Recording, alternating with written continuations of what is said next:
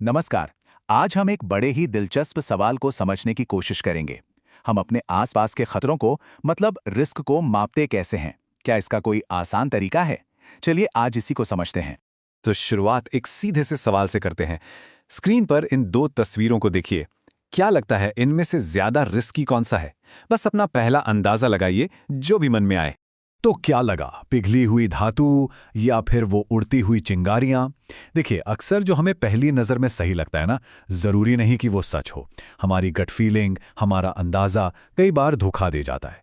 तो फिर सवाल ये है कि सही जवाब तक पहुंचे कैसे? इसका जवाब एक बहुत ही सिंपल लेकिन पावरफुल फॉर्मूले में छिपा है। ये फॉर्मूला हमें अंदाजों के जाल से निकालकर बिल्कुल साफ साफ जवाबों की तरफ ले जाता है। अच्छा, फॉर्मूले पर जाने से पहले 1 मिनट रुककर ये समझ लेते हैं कि जोखिम या रिस्क आखिर होता क्या है।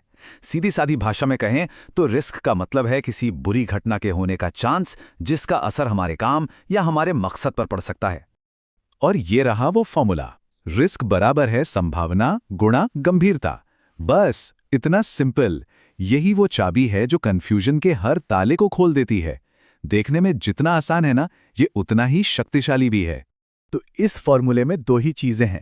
पहली है संभावना, मतलब कोई घटना कितनी बार हो सकती है, रोज हो सकती है या साल में बस एक बार। और दूसरी है गंभीरता, मतलब अगर वो घटना हो गई तो नुकसान कितना बड़ा होगा। क्या बस एक छोटी सी खरोच आएगी या कुछ बहुत बुरा हो सकता है?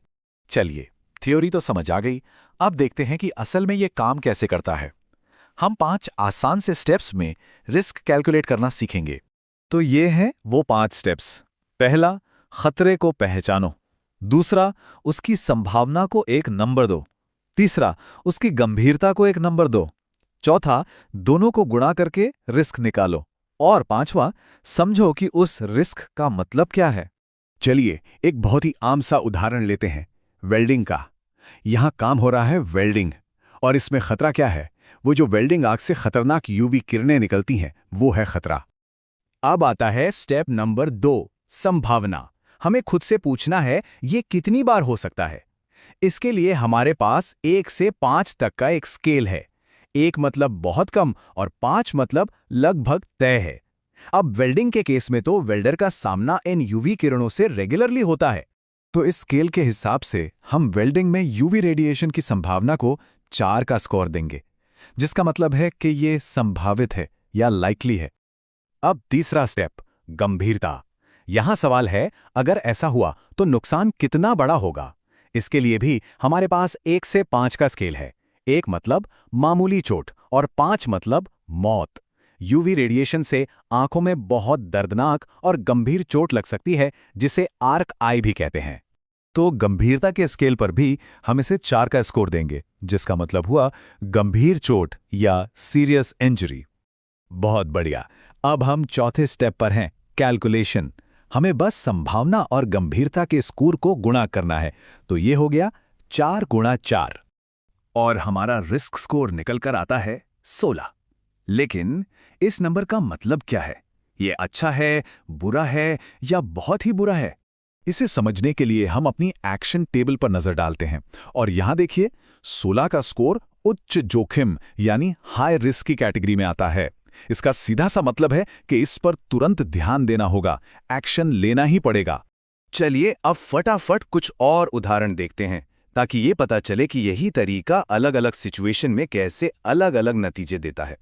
जरा इस टेबल को देखिए। फर्नेस में पिघली धातु के छिड़काव का रिस्क स्कोर है 20, जो कि अत्यधिक यानी एक्सट्रीम रिस्क है। वहीं ग्राइंडिंग से उड़ने वाली चिंगारियों का स्कोर है सिर्फ 9, जो कि मध्यम है। देख रहे हैं कैसे संभावना और गंभीरता के बदलते ही पूरा खेल बदल जाता है। अभी तक हम एक एक करके खतरों को देख रहे थे, पर क्या कोई ऐसा तरीका है जिससे हम सारे खतरों की पूरी पिक्चर एक साथ एक ही जगह देख सकें? जी हाँ, बिल्कुल है। इसे कहते हैं रिस्क मैट्रिक्स। ये एक तरह का कलर कोडेड हीट मैप है। ये हमें बताता है कि किसी भी जगह पर कौन से खतरे सबसे ज्यादा ध्यान देने लायक हैं।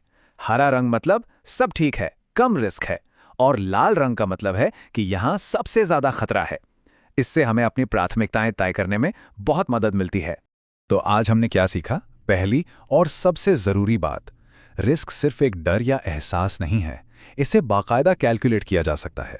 दूसरी बात, ये हमेशा दो चीज़ों का खेल है। कोई चीज़ कितनी बार हो सकती है और अगर हुई तो कितनी बुरी होगी। और तीसरी बात, ये छोटा सा गणित हमें मुश्किल से मुश्किल हालात में भी रास्ता दिखाता है।